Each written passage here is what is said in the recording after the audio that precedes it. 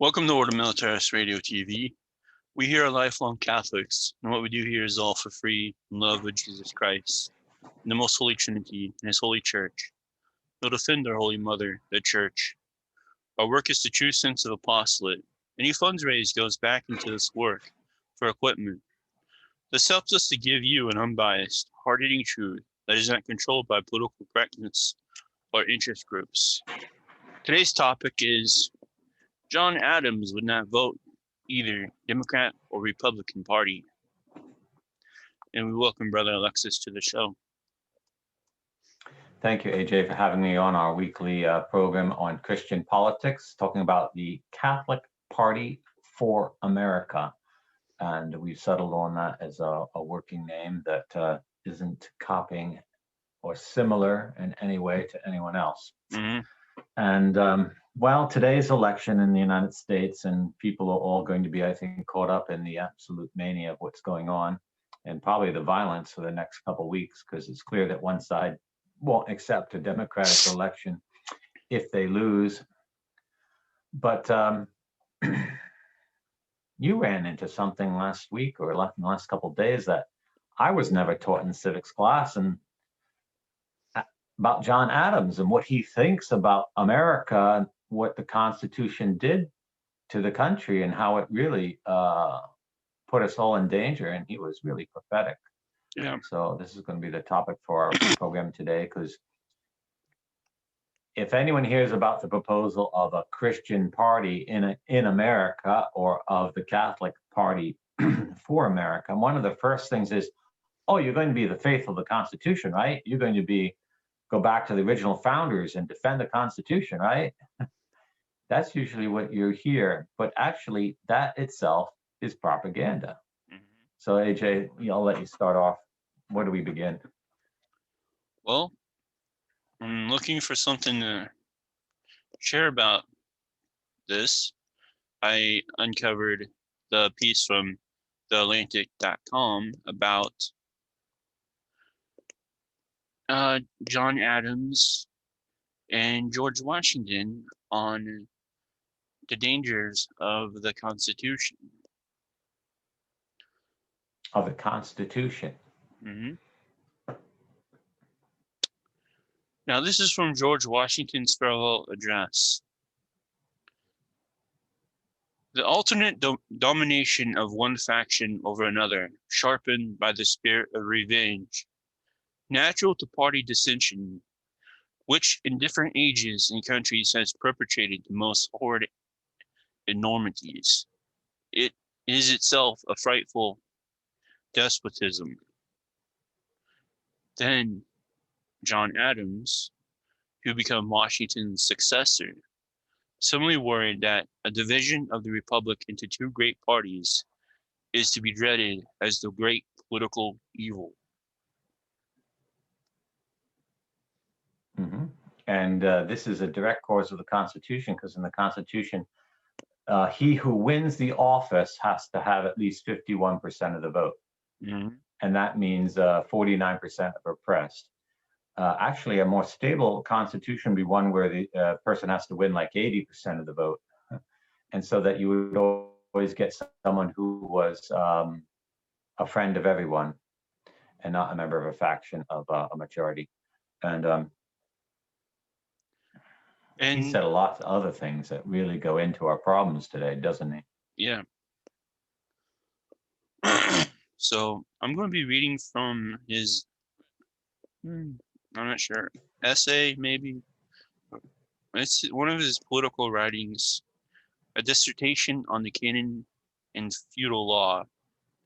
Now, I had to read through a lot of his congregational beliefs about, how bad the Catholicism is, because how it ended up bad through Henry VIII and all those other crazy wackos who damaged the reputation of the faith. Then I get to page 28. Then he starts to talk on politics. He gets away from bashing Catholics and others. And here he begins. Be it remembered, However, that liberty must at all hazards be supported. We have a right to it, derived from our Maker. But if we had not, our fathers have earned and bought it for us, at the expense of their ease, their estates, their pleasures, and their blood. And liberty cannot be preserved without a general knowledge among the people. We have a right from the frame of their nature to knowledge, as their great Creator, who does nothing in vain, has given them understandings and desire to know. But besides this, they have a right on indisputable, unalienable, indefeasible, divine right to that most dreaded and envied kind of knowledge, I mean of the characters and conduct of their rulers. Rulers are no more than attorneys, agents, and trustees for the people. And if the cause, the interest, and trust is insidiously betrayed or wantonly trifled away, the people have a right to revoke the authority that they themselves have deputed, and to constitute abler and better agents, attorneys, and trustees. And the preservation of the means of knowledge among the lowest ranks is of more importance to the public than all the property of all the rich men in the country. It is even more consequence to the rich themselves and to their posterity. The only question is whether it is a public emolument, and if it is, the rich ought undoubtedly to contribute in the same proportion as to all other public burdens. That is, in proportion to their wealth, which is secured by public expenses.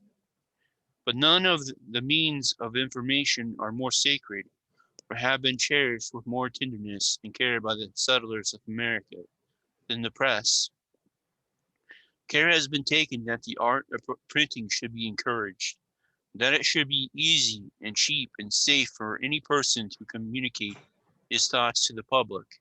And you, Monsieur Printers, whatever the tyrants of the earth may say of your paper, have done important service to your country by your readiness and freedom in publishing the speculations of the curious, the stale, impudent insinuations of slander and sedition, with which the gormandizers of power have endeavored to discredit your paper, or so much more to your honor, for the jaws of power are always open to devour, and her arm is always stretched out, if possible, to destroy the freedom of thinking, speaking, and writing. And if the public interest, liberty, and happiness have been in danger from the ambition or avarice of any great man, whatever may be his politeness, address, learning, ingenuity, and in other respects integrity and humanity, you have done yourselves honor in your country's service by publishing and pointing out that avarice and ambition. These vices are so much more dangerous and pernicious for the virtues which they might be accompanied in the same character, and with so much the more watchful jealousy to be guarded against. And Adams is here is pointing out an important role that the press had in the revolution, because it was controlled by the people, people who thought like everyone else, Christians, men who are patriotic in favor of liberty. And it played a very important role to get out the message and prepare the American people to for the revolution and sustain them during it. And this is what social media is doing today in the hands of individual citizens around the world, enabling us to speak the truth and point out what's wrong and going wrong, especially in the scandemic, but also in politics.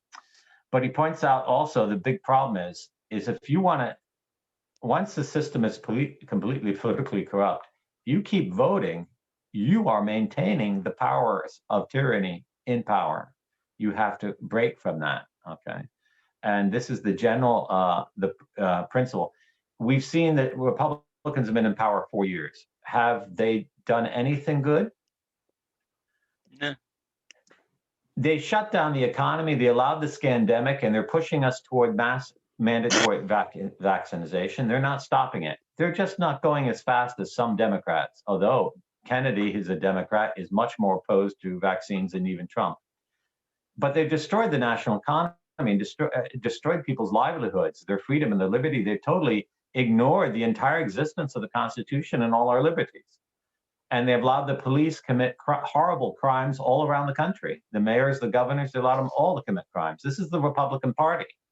So if you say, oh, you have to vote one or the other, well, you're voting for a party that either wants to destroy the country in a Marxist revolution or another one wants to destroy the country in a Masonic plot. So to say that you have to choose one of those two is psychotic, it's insane, and it's immoral. And Adams, I think, clearly would have said at this time and today, you should not vote. This is no longer the government of the United States. This is a corrupt institution. And the colonists had the advantage of already having colonies, political institutions that existed. What we need today is political institutions that represent the people. We have none unless we start Christian parties like the Catholic Party for America and take over the local governments, because it's still the county and the town governments that are independent of control. The parties control completely the states and the national government, and we have to work from the ground up. We can't just talk about it. And alas, I always thought, having lived most of my life in the United States, Americans would be the first ones to stand up for liberty. But here in Italy, where we're founding a Catholic party, I see the Italians are much more ready to do it than the Americans. And the Italians are of all the peoples of the earth, are the least individualistic, the least capable of taking initiative on their own. So there's something really wrong in America, and we need to dissect what that is to get people to wake up, because all our public figures are completely controlled. You even have nuns holding up signs telling you to vote one candidate or another. Mm-hmm. Sutton's books have been out there for 20, 30 years. Why hasn't anyone in the Catholic community told us what Sutton, a Roman Catholic, he died a Catholic, discovered about Masonic control in the United States? When I was young, it was still proud to be against communism, against Freemasonry. You don't hear that said anymore. You might hear some of the talking heads talk about being opposed to Marxism. Some may be saying something verbal about Freemasonry, but do they open up a book and find out who are the Freemasons? So this is the problem in America now. The republic's come to an end. I just have to admit, there is no republic. There is no constitution. These words don't mean anything to these people anymore. They just want you to obey them no matter what. Yeah. And this is true in most nations right now. This is the problem with the scamdemic. I just heard a quote from George Soros. He says, who was threatening another business leader, says, the ship has left port. If you're not on it, you're not on it. And what he meant to say is the elites of the world have decided to seize entire dictatorial power of the human race. And if you're not with us, we'll destroy you. And this is the human revolution that needs to be fought. This is the battle for liberty that has to be fought worldwide right now. Voting for people who are part of the system is not going to save you from it. It's going to enslave you to it. So you asked about timidity and not action in the Americans. Well, let's go to page 30. Okay. The true source of our suffering has been our timidity. We have been afraid to think. We have felt reluctance to examining into the grounds of our privileges and the extent in which we have an indisputable right to demand them against all the powers and authority on earth. And many who have not scrupled to examine for themselves have yet for certain prudent reasons been cautious and definite of declaring the result of their inquiries. The cause of this timidity is perhaps hereditary, and to be traced back in history as far as the cruel treatment of the first settlers of this country received before their embarkation for America. From the government at home, everybody knows how dangerous it was to speak or write in favor of anything in those days but the triumph system of religious religion, and politics. And our fathers were particularly the objects of persecutions and proscriptions of the times. It is not unlikely, therefore, that although they were inflexibly steady in refusing their positive assent to anything against their principles, they might have contracted habits of reserve and a cautious diffidence of asserting their opinions publicly. These habits they probably brought with them to America and have transmitted down to us, or we may possibly account for this appearance by the great affection and veneration Americans have always entertained for the country from whence they sprang, or by the quiet temper for which they have been remarkable. No country having been less disposed to discontent than this, or by a sense they have that it is their duty to acquiesce under the administration of government, even when in many smaller matters grievous to them, until the essentials of the great compact are destroyed or invaded. These particular causes might operate upon them. But without these, we all know that human nature itself, from indolence, modesty, humanity, or fear, has always too much reluctance to a manly assertion of its rights.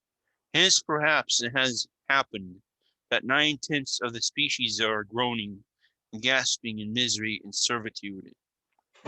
But whatever the cause has been, the fact is certain that we have been excessively cautious of giving offense by complaining of grievances. It is as certain that American governors and their friends and all the crown officers have availed themselves of this disposition in the people. They have prevailed on us to consent to many things which were grossly injurious to us, and surrender many others with voluntary tameness, to which we had the clearest right. We have not been treated formerly with abominable insolence by officers of the navy. I mean no insinuation against any gentleman now on this station, having heard no complaint of any one of them to his dishonor. Have not some generals from England treated us like servants? Nay, more like slaves than like Britons. Have we not been under most ignominious contribution, the most abject submission, the most spurious insults of some custom house officers? Have we not been trifled with, browbeaten, trampled on by former governors in a manner which no king of England since James II has dared to indulge towards his subjects?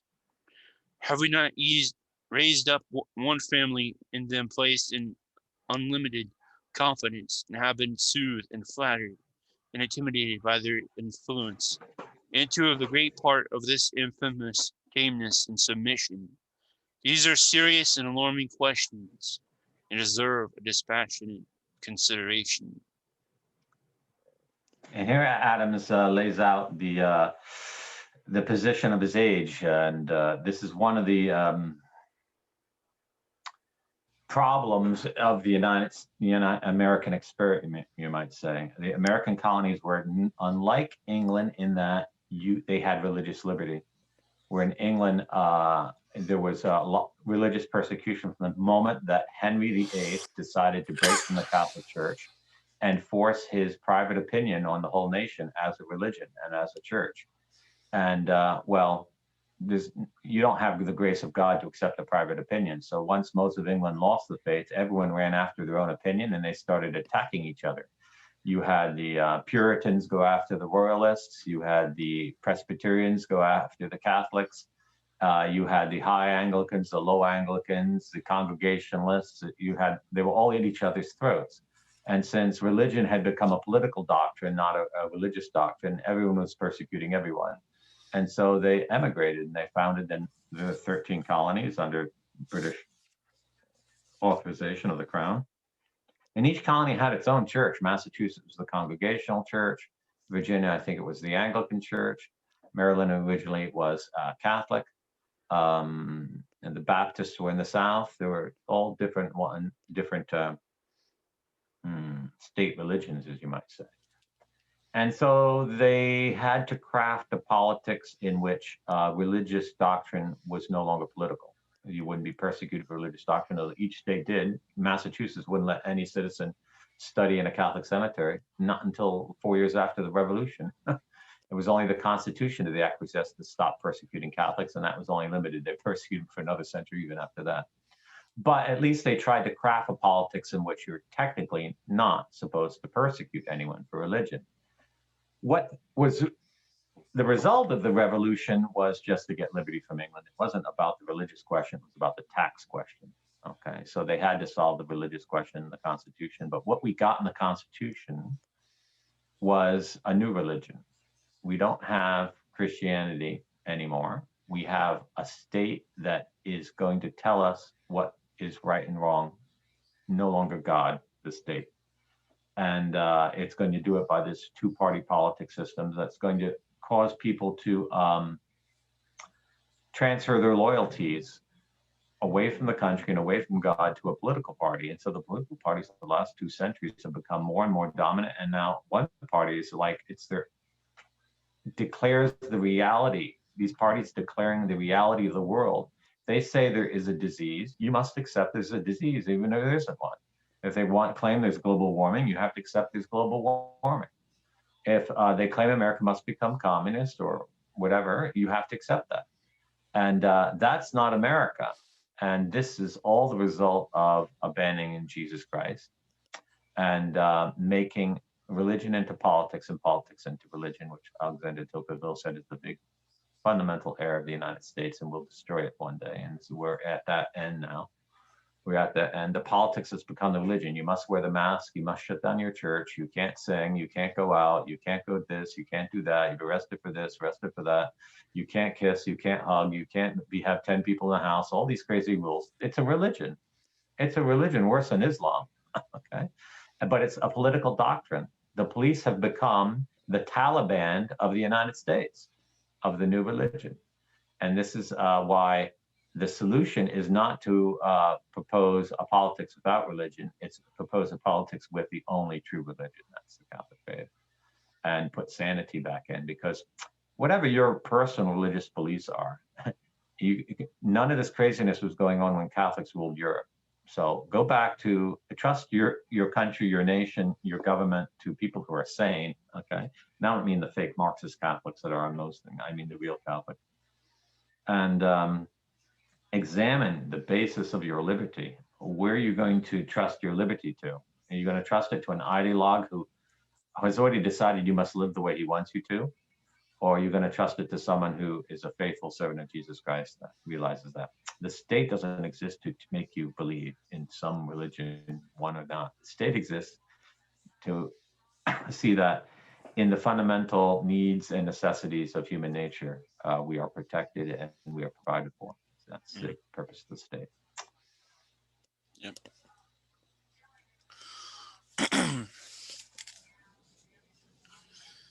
This spirit, however, without knowledge, would be little better than a brutal rage.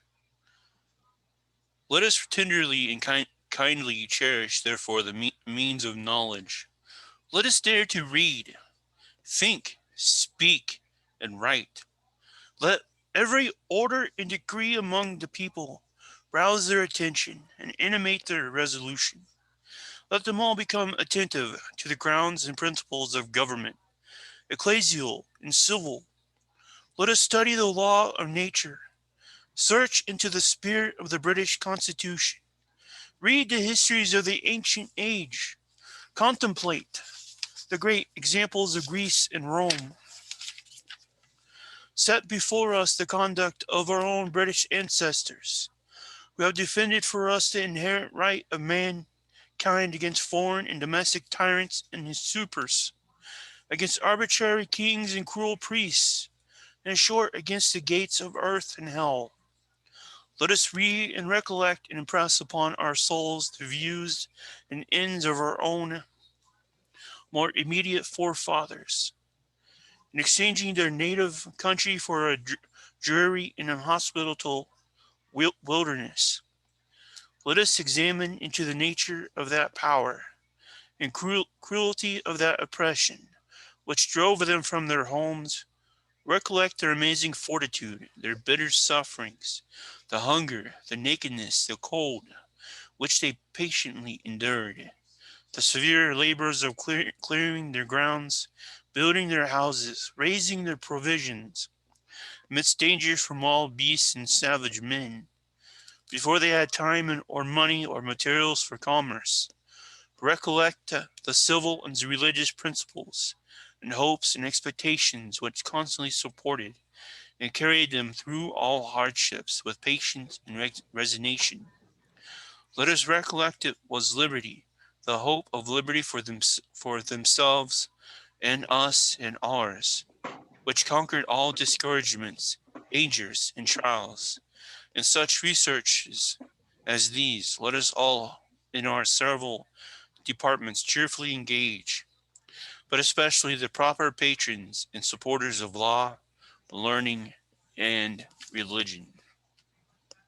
And here, Adams gives a good exhortation on how we need to pay attention to the question of political liberty. We just can't presume it's going to come out of the skies and happen. You have to educate yourself. You have to talk about it. It's one thing we do here every week on our program on Christian politics, because it's not being talked about. What's happening instead is the parties are putting out propaganda. People suck it up and regurgitate it. And you have them saying the silliest things, like I saw Mike Church the other day tweet out that he's an interview that Trump gave in the 70s. And they said, oh, Trump is prophetic. He predicted his own run to the presidency. Well, anyone with half a noodle in his head who knows anything about politics and publicity, watch that interview. You can see the entire thing is staged. It was staged. Trump is reading from a script. It's pretty clear that the Masonic lodges had already chosen him to be president way back in the 70s. And he was just biding his time and laying the thing, because the Masons want to appear like they're divinely inspired. So they'll tell you 40, 50 years in advance what they're going to do, because then they'll cite it as prophecy. And it's not prophecy, it's just an absolute agreement about what to do. And why Trump? Why would the Masonic Lodge choose Trump? Because Trump's father was already like this with the Averill Harriman Bank, the Skull and Bones thing. He's just one of their pawns, like George Soros, like the Bushes, like all of them. But the real power is the Skull and Bones Bank, and they're the real money. Because Trump has $3 billion. The Brown Brothers Harriman Bank has 6,500 billions. So you can see the power. Trump is not even an ant. Okay, you think he's a really powerful man, but compared to that bank, he's not even an ant. Do you think he's touched them? Never. He's completely controlled by them. Okay, and if you vote for him, you're voting for the Masonic Bank. And Biden is also controlled. He's controlled by a different bank, but it's the same thing. Okay, the Masonic. You got to vote for a party that believes in Jesus Christ and is not controlled by the Masonic Lodge. Otherwise, you'll never have liberty. You're voting away your liberty. You're actually choosing to be enslaved. As I said before, you're going to see the two colors of whoever gets elected. Because whoever gets elected, he's going to say the same thing. You must take the vaccine. That's what he's going to say. You must take it. It might come out slowly, but it's pretty much you're going to have to take it. Or he's going to say, the only difference between Biden and Trump is Biden will say, federal law, you have to take it, send out the troops. Trump will say, well, if your mayor makes you take it, or your county officials make you take it, or your school makes you take it, or your governor makes you take it, well, I can't stop them, and I'm not going to help you. That's what's going to be. And they want you to take it, because once you take it, you're destroyed. And the Masonic Lodge has made it quite clear what they think of us. They're putting muzzles on us because they think we're dogs. They want to vaccinate us to death because they think of us as an unclean species that needs to be wiped off the face of the earth. And do they want to wipe off the face of the earth all humans? No, they'll keep the pagans, but they definitely want to exterminate all Christians. Now, you're the stupidest of every kind of Christian that could possibly be in the history of mankind if you kill yourself because the lodge tells you to kill yourself. Or you kill yourself because you believe people who are controlled by the lodge who tell you to kill yourself. Why didn't you believe in Jesus Christ, who tells you the truth shall make you free? Why don't you seek the truth, and why don't you live in liberty? Why do you keep wearing that mask? So in the Great Reset, we're going to see a big division between people who truly believe in Jesus Christ and people who have given them souls up to hell and to Satan. And people who vote for the Lodge you are consecrating yourself to Satan. Okay, you cannot be blind about what you're doing. Okay, you listen to our programs, you know the truth, and if you vote for either party, you're committing a mortal sin. It's absolutely clear, because you are giving your soul over to people who hate you. And that is just insane. I'm not going to say you might as well take a gun out and shoot yourself in the head, but that's what you're doing over the long run. You're selling your children into slavery, your grandchildren into slavery, your great-grandchildren, if you have them, into slavery, because the Lodge wants to sterilize you and your children and grandchildren so you don't have any great-grandchildren. But you got to get it out of your head. These are false apostles that are telling you to vote for. Every single one that tells you to vote for Trump or Biden is a false apostle. They don't give a damn about you. They don't give a damn about Jesus Christ. They don't give a damn about the gospel. And they certainly don't have respect you as a human being to say, at least let's open up the books and read the evidence.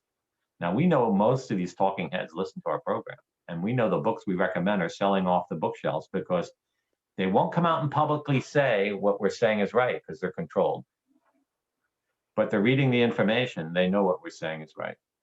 But they're not telling you. They're not telling you. So why aren't they telling you? Do they really love you? No, they only want your money. If you drop dead, that's fine, as long as you give them your money. And that's why they want to keep the theater going. Because if they had listened to the truth, they'd have to break from the Democrat and the Republican Party. They'd have to break from the conservative movement. They'd have to break from Bergoglio. They'd have to break from Marxism. They have to break from fascism. They'd have to break from all the organizations controlled by the St. Gallen Mafia or the Nazi Party or the CIA. And they'd have to say, I'm going to trust in Jesus Christ, and I'm going to raise the banner of Christ. And none of this make-believe Christianity. It would have to be real Christianity. And those are the kind of people you should listen to and follow. I'm not saying break from the Catholic Church. I'm saying break from these false apostles. First of all, almost none of them are priests. Okay. And we all know that priests are totally uninformed about what's going on. Most of them are not even red-pilled. But certainly don't listen to laymen who are false apostles like that. Yeah.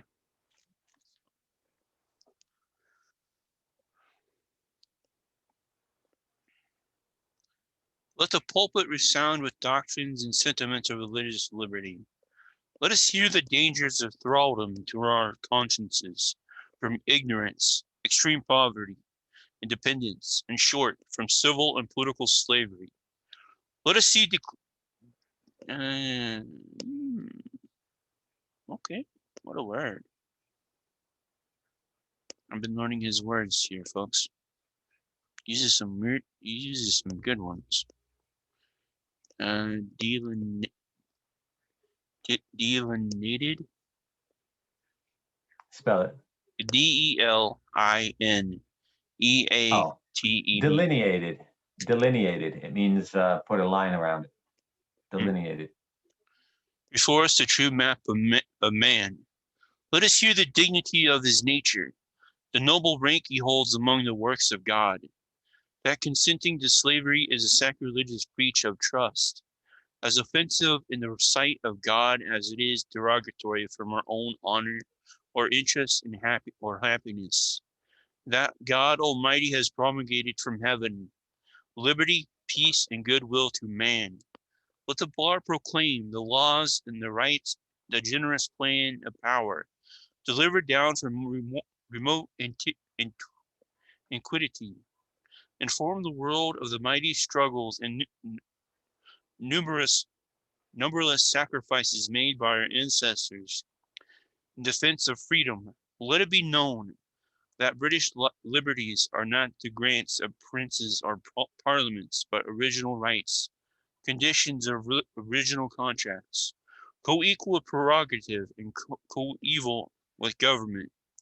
That many of our rights are inherited and essential, and agreed on as maxims, and established as preliminaries, even before a parliament existed. Let them search for the foundations of British laws and government in the frame of human nature, in the constitution of the intellectual and moral world. Let us see the truth, liberty, justice, and benevolence are its everlasting basis. And if these could be removed, the superstructure is overthrown, of course. And this is something that, for we Catholics, we have to lament particularly, because in the last 2 centuries, we have heard absolutely nothing from the pulpit on standing up for our rights. Absolutely nothing. It's always submit, submit, shut up, be quiet, submit, shut up, be quiet. We have had a clergy since the French Revolution who have been absolutely cowardly. Okay. It's not just after Vatican II they were cowardly. They were cowardly after the French Revolution because they're afraid it would happen to them again. And they were only concerned with their privilege. And they never told us to stand up for our rights. When Catholics stood up for their rights, did the clergy come to the help in the Vendée? I don't know. When the Catholics stood up for the rights in Western Mexico, the Cristeros, a few bishops came out, but then the Vatican told them to surrender, and they were all killed. And during the Second World War, during the First World War, the church took no effort to organize Catholics. When the Catholics defended themselves against Marxist takeover in Spain, did the clergy? I don't know if any clergy came out and supported Franco. I'm sure some of them did, but the Vatican, I don't think I heard. There was no encyclical from the Pope. And we should have called Catholics from around the world to come to the defense of Spain. Didn't do it. So these people, yeah, they are our priests and they are our bishops and they have been our popes, but they are not meant to admire or follow. They are absolutely worthless to Jesus Christ and to the people of God. They're not there to defend our liberty, okay? And we need to raise up a new generation of vocations who are going to be men that defend your liberty, because there's no point insisting on Catholics coming to Mass on Sunday if they can't practice their faith Monday, Tuesday, Wednesday, Thursday, Friday, and Saturday, okay? You're just hoodwinking them and fooling them by saying, you need to come to Mass on Sunday, but you shouldn't fight for your liberty Monday, Tuesday, Wednesday, Thursday, Friday, Saturday. Okay. And that's not the kind of clergy we need. We need a renewal in that. So Adams is pointing out an important point, that the true religion has to promote true liberty. And if there was one thing you can criticize about the Middle Ages, is that too often the clergy supported the wealthy and didn't defend the poor. You have some rare examples like in St. Francis of Paola or St. Ivo of Tours, who were big defenders of the poor and came to their aid. For the most part, the saints of the Middle Ages rarely got involved in the struggles of the poor. St. Francis was so loved because his order gave so much alms to the poor, cared for the poor, and most of the monastic institutions in the Middle Ages did the same thing, but many of them were associated with the wealthy because, well, the wealthy are the only ones who are educated, so they end up only ones ruling the lands of the church and stuff. And so generally speaking, they weren't inclined to change the political order or ameliorate the situation. And once absolutism and Freemasonry infected the nobility of Europe, they just became cool. And it was just insufferable. But that wasn't because they're Catholic, because they were no longer Catholic and living in faith. So you need true religion to defend true liberty. If you don't have true religion, you're never going to have true liberty. And that's why liberty has only existed in the West, civil liberty, and will only exist in Catholic states in the future, who are really going to be sacrificially Catholic, and not to support fascism or Marxism, but to support liberty. And not a liberty in the sense of the libertarians who want to break every moral law so they can do as they please, like pagans. They can set up a pagan government, but people want liberty to do what is right, honest, and be Christian. And if you need Christian parties to do that, and you need Christian parties that are a bit more than just let me patent the name and sue everyone who uses my name and have no candidates. And there are parties like that out there. And well, Catholic Party for America, we're not even organized legally yet. And it's just AJ, you and I, and a few others, maybe followers and stuff. But we're looking for really zealous people who are honest about it. We're not interested in, don't try to infiltrate us. We can see through that, okay? So we don't anything to do with the terrorist organizations or Marxist organizations or Masonic organizations. You're not going to infiltrate us. When we come from an order that's on security and defense, we're not stupid about these things. Yeah. But it takes people to break with the dominant Masonic narrative control. You have to be really interested in liberty. Mm-hmm. And you have to be a person that studies history and recognizes things what they are. You have to be honest. When you say and you give your word, you have to be a man of your word. You're not trustworthy. If you say one thing one day and another thing another day, if you can't take a word of criticism, I mean, you're not even human yet. You're still a baby who never learned the basic things that act like a man, okay? You're still like an 8-year-old kid. So a lot of people lack that maturity because our society just doesn't give it to them, okay? They don't read. And you really need to read because public education is not going to give you this kind of formation too. But you can't be someone who chases after fads and likes in social media because the masses are ignorant and they're never going to appreciate it. You need to teach the truth and you need to be a person that witnesses the truth. And you need to appeal to people who still have a reason, give them the facts. And the fact that these talking heads know all these things but don't even begin the dialogue shows that they're not only interested in your money, they're not even interested in truth. Because if they were interested in truth, they would have started this dialogue 2 months ago when we started it, because they're listening to our program. Why hasn't you talked about Sutton? Why haven't you talked about Skull and Bones? Why haven't you talked about the association, how Averell Harriman took over the Republican Party and the Democratic Party? Why didn't you talk about that? Why we're headed to the most important, maybe you think, election in U.S. history, and it wasn't talked about. And why did none of these talking heads, which have been out there 15 years, ever talk about politics? But when it comes right to the election, oh, they all show their colors. What political? They're really political operatives. They go quiet for 4 years and say nothing about politics. They want you to listen to them, and then they endorse a candidate. But they never endorse Jesus Christ. That's not their candidate. Yeah. So, I found this essay online, which is from a website where you can download all of John Adams' writings for free. And he says this about the colleges. I guess they were pretty bad in his day too. Let the colleges join their harmony in the same delightful concert. Let every declination turn upon the beauty of liberty and virtue, and the deformity, turpitude, and malignity, and slavery, and vice. Let the public disputations become researches into the grounds in nature, and ends of government, and the means of preserving the good and demolishing the evil. Let the dialogue and the exercises become the instruments of impressing on the tender mind, and of spreading and distributing far and wide the ideas of right and the sensations of freedom. A noble effort. And well, that didn't happen in American schools. And well, it's important to speak about political justice. You're going to go astray if you only speak about that. Yep. Schools need to teach about Most Holy Trinity, Jesus Christ, and the end of man.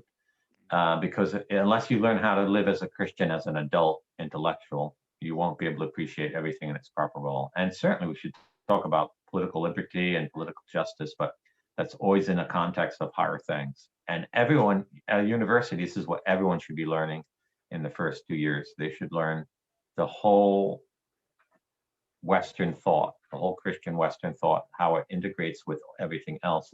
And then you'll understand why you're not going to save your nation with a law, but nevertheless, you can destroy your nation with a law, okay? The thing that's going to make your nation great is Christian faith and the people. The state is only an instrument. The state can never be. I see when you say make America great again, you're not talking about the government. And you're not even talking about the land. You're talking about the people, letting them be great again as Christians, virtuous people, honest people.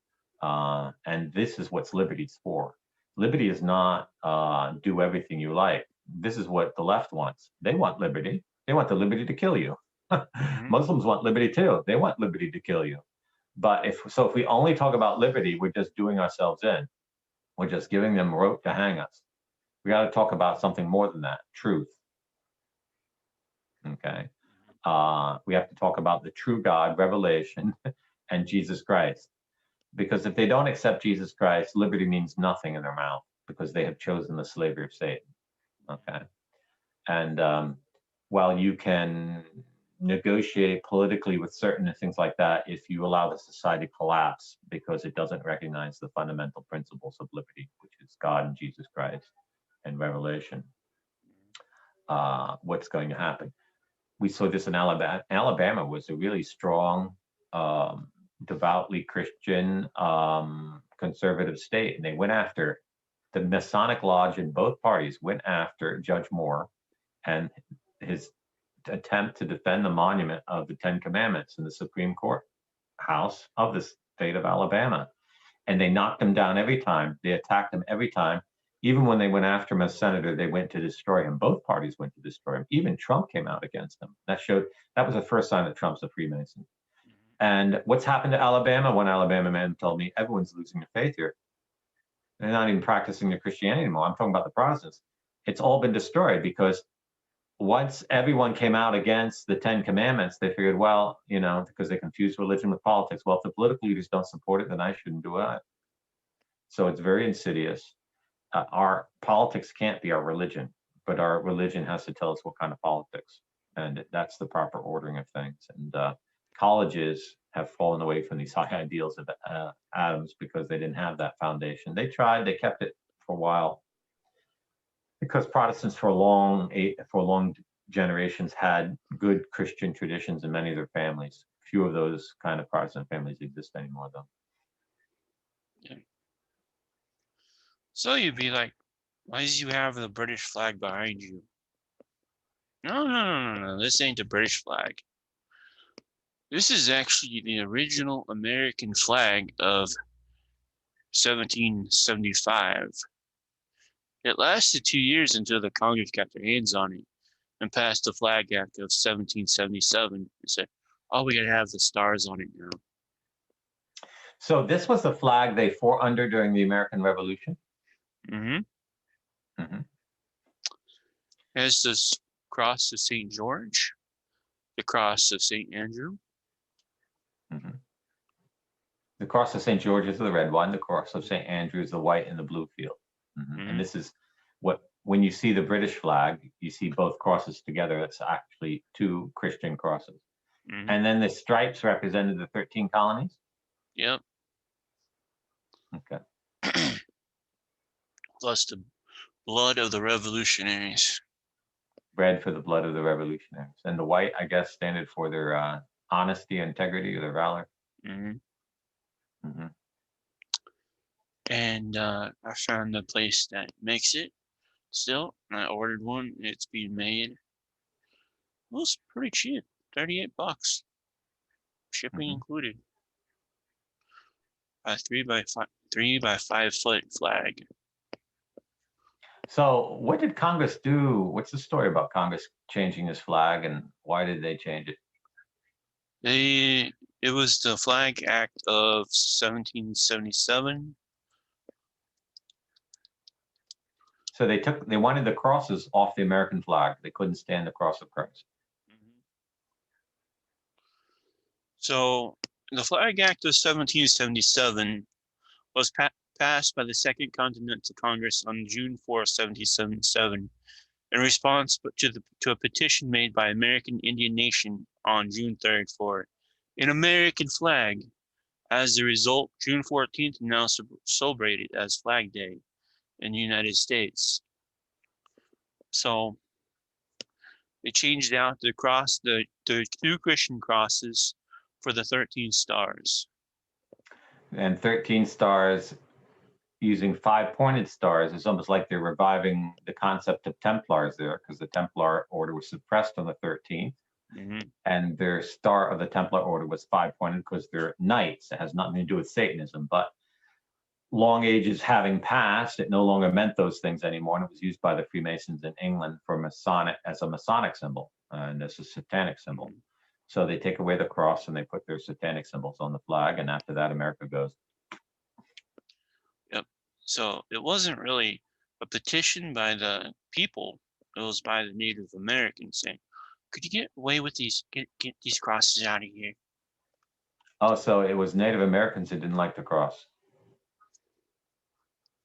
That's how they that's how they justified it. Well, Native Americans in 1775 weren't citizens, so how could they make a petition to Congress?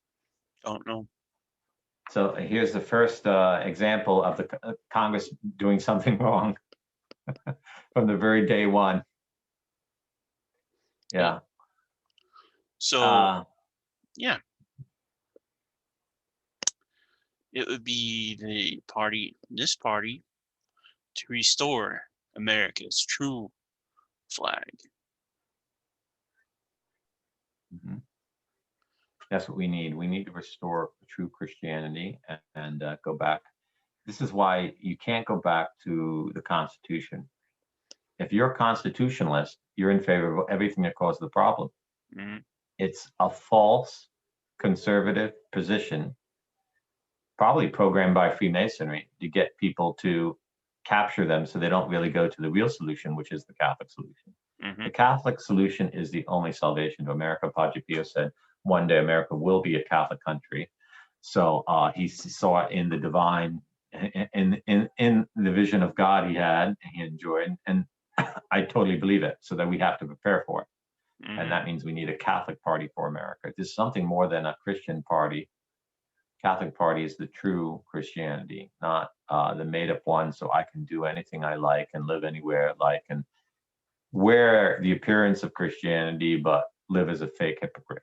Yep. If you want to live as a fake hypocrite, that's fine, but don't found your own church and pretend that you are doing something holy. That's just even worse hypocrisy, So, but the politics has to be founded on true politics has to be founded on true religion.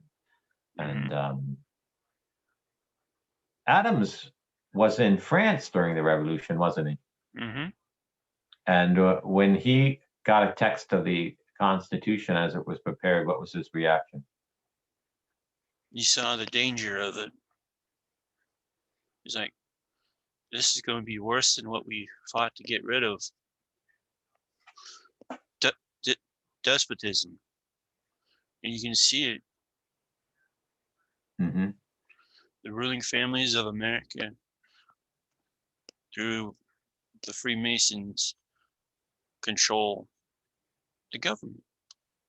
Mm-hmm. Yeah, we don't have democracy in America. The Lodge chooses the candidates for both parties, and both parties run, and you go through a whole big theater of 18 months, and you choose one of the Lodge members to be your leader. But he's already been told by the Lodge what to do. We saw this in the history of Sutton. So many times Congress or the Senate tried to investigate or charge someone, and it was always the president chosen by the Masonic Lodge that's put a stop to it. So we don't have a democracy under this Constitution. We have something that's controlled by a small clique of people, and it's the Masonic Lodge. Yeah. And this is why, to make America great again, you need a new Constitution. You need something totally different. But you can't get there unless you amend the Constitution or call a constitutional convention.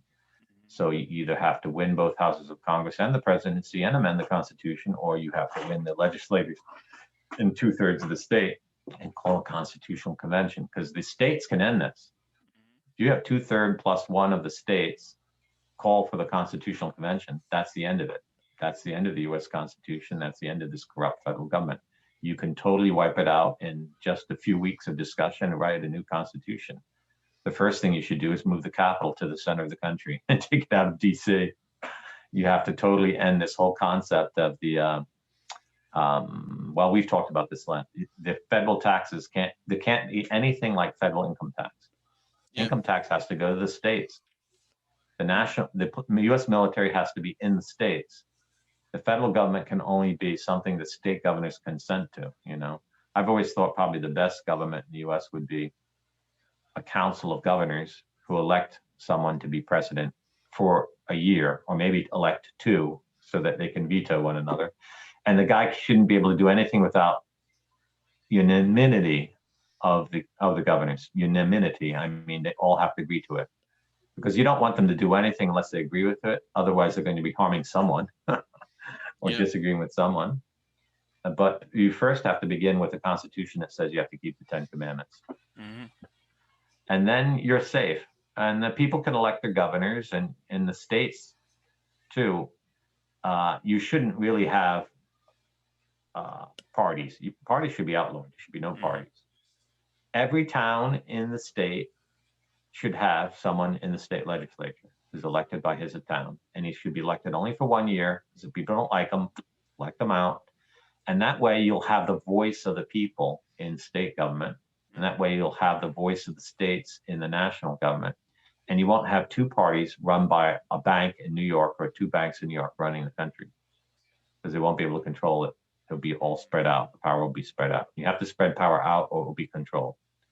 And then you're going to see we'd have a very different government and very different national leaders. You would see that we are, all of a sudden, you would hear the voice of people in American foreign policy, in national policy, and in state policy, which is very different from what the Lodge wants.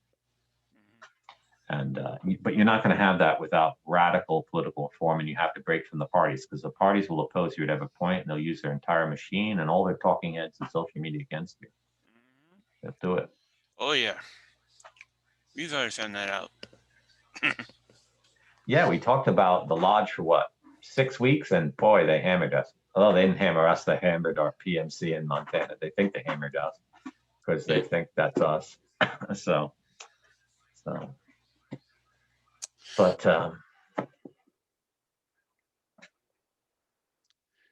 yep. So nice try, whoever wrote that, contacted their whatever. You don't have, if you're supposed to be from North Carolina or somewhere, you don't have a lawyer 10 minutes away from Brown Brothers Harriman to send us a letter. Well, he's not the one that sent a letter, but they trademarked their name with a law firm that's just a short walk from Brown Brothers Harriman in New York. And they claim to be a party out of North Carolina, but they don't even own their own website. And it doesn't look like they've ever had a political candidate in 14 years, but they will sue anyone who tries to start something like what our party's up there called Catholic Party for America. But if you change the word Catholic to a synonym for a believer in Christ, I can't say the word because they actually threatened to sue us. And we didn't even use the same phrase we did. So that's the level of control. They all have to do is, in the United States, they could just patent all the names you could possibly call your party, and then you can't even run your party. But the name doesn't matter. We could call the party 2+2. Doesn't matter what you call it. The matter is it's Catholic, and they can't prevent us from being Catholic. Yeah. And I think, though, this is a sign from God. Let's not waste the time with fake Christians controlled by Masons that don't want the United States really to be a Christian country. Because if I was in a party like that, I would call you up, AJ, and say, you're doing wonderful work. You're using a name similar to ours, but hey, let's recruit you guys and make you our channel, and we'll start recruiting people all around the country.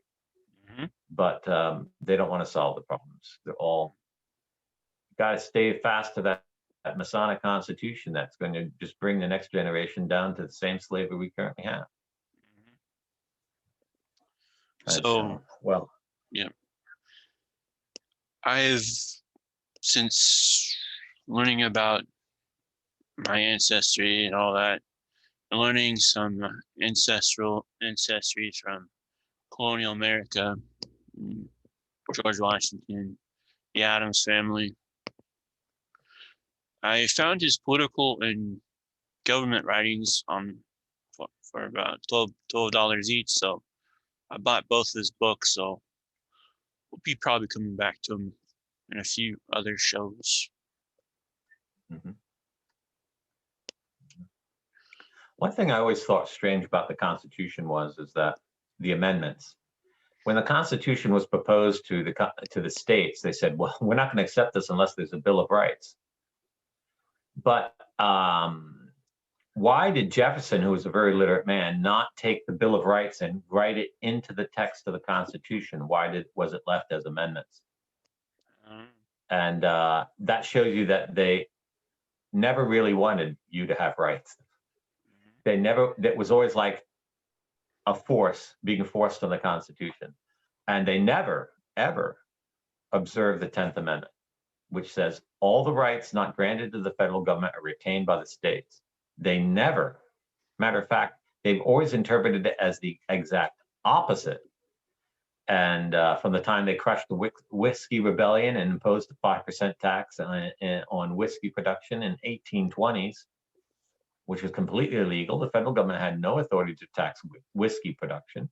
Then they built national highway systems. The federal government has no authority to build national highways. And everything else it did with the promoting of the railways, the seizing of land out west, the federal government owns a third of the land of the United States. They never have any authority to do that. They have no authority to own land under Bureau of Land Management or federal reserves or national parks. They don't have any authority to do that. And they certainly don't have authority to do taxes. And then they have no authority to tell you your insurance was a tax and you have to buy health insurance. Health insurance has been completely destroyed by the federal government. I use an example, my own brother, one of my own brothers. Before Obama healthcare, he paid $3,500 a year for health insurance. Now he had have to pay $6,500. $6,500. Okay. And for what? So that he can see a doctor once a year? He's always has good health. So they've destroyed it. They've destroyed America. They are parasites. The banks in New York are parasites. The political parties are parasites. If you vote for a parasite, he's just going to come back and bite you. And if you don't wake up to that reality because you want to live in the dream world that America is not, then you're insane. You're psychotic. Because these very words of Adams, why weren't they taught in civics class? Why weren't we taught in civics class that most of the founding fathers, at least half of them, did not want the Constitution, that thought it was dangerous? We're never told that part of history. There's a little blurb about the Federalist Papers and blah, blah, blah, blah. But we don't actually hear what they say, because if we heard what they'd say, we'd say, that's exactly what's happening. Mm-hmm. The founding fathers who are opposed to the Constitution would be opposed to what's going on today, because these are all the problems they foresaw. Mm-hmm. And therefore, we shouldn't be loyal to the Constitution. We shouldn't be loyal to the parties that are destroying America, because they're the problem. But we're not told that because the parties control our education. We're no longer free even in our own public schools. Mm-hmm. So we need a radical change in the United States, and we need to go back to the principles, as Adam says, the principles of liberty, which no power on earth can deny, okay? And those are that Christ rose from the dead, he is God, the Catholic faith is the true faith, and the purpose of the state is not to control you. The purpose of the state is to protect the honest and punish the wicked. Okay, that's the purpose of the state. The purpose of the state isn't even to make you Christian, okay, but to defend your human dignity, because we're all made in the image and likeness of God. Only the Christian religion holds that you are made in the image and likeness of God, and God wants you to be saved and live forever with him in heaven. Every single man, every single woman, every single child. That may not be your decision. You may not want that. But a Christian state is going to be organized to defend that liberty you have, and that will defend you best of all. So this is why there won't be true liberty unless we have a Catholic Party for America. And America cannot be great again, because it never was great. It was always enslaved by these errors right from the start. Yep. The blood of the revolutionaries was betrayed. The blood that symbolized on that flag is betrayed. The crosses that are on that flag were removed. And this is what went wrong with America. Yep. So if you want to learn more, go to CatholicPartyForAmerica.wordpress.com. It's pretty much, it's spelled out how it is on the banner. It's without the THE on it. So just CatholicPartyForAmerica.wordpress.com. You can see everything we have there. We have some posters, free download, no charge. nothing. Everything's free to read, free to, save, share. And we'll have this program up on our ballot platform policy page so you can watch it. And then you can go to the flag page, learn about the flag even more. And yeah, please share this program. Please like it. And please share the website. We'll have the new website link in the description of the show page. Because it was about, we had to do a lot of changes really quick, and that really frustrated me. That's okay. But I invite everyone in the United States who's an American citizen and who can vote to join the Catholic Party of America. You fill out the contact form on the website page, catholicpartyforamerica.wordpress.com, because we'd like state leaders in each of the 50 states and in each of the U.S. territories and overseas territories. So if you want to be a real leader in your state, if you want to be someone who truly believes in Jesus Christ and puts your loyalty to Christ the King into practice, if you are a true Catholic, if you truly want to save America and make it great, this is the party, okay? Because we're founded on the right principles, so we just need to build it now. And we are open to take anyone who wants to join in that project, not people who make believe. So, if you're the follower of some talking head, he wants to know what we're into, don't come to us and say you'd like to join the party and spend a couple weeks talking us and then report back to him and disappear. Okay. We've seen that in some cases, maybe in several cases, but and don't try to infiltrate us because you represent some foreign organization that wants to use our party to support their, terrorism overseas or things like that. You're not going to get those gains with us. We are members of an organization that's dedicated to security and defense. We've seen all those kind of types 4 years old. So, but if you're an honest, sincere, then contact us and we'll vet you. You have to expect that we're going to vet you. And if you don't want to be vetted, if you can't take criticism, if you're, a wallflower or you're made of paper mache, then okay, you can't be a state leader. You just have to understand that you just don't have what it takes. Okay, but you have to be a diehard fighter, and you have to be someone who's broken completely with the Democrat Republican Party, the Independent Party, the Libertarian Party, the Green Party, the Marxist Party, the Fascist Party, and all these others, because they're fakes. You have to have one Lord and Master, it's Jesus Christ. Yep. So this is Ordo Militaris Radio TV signing off. Deus Volt. Deus Volt.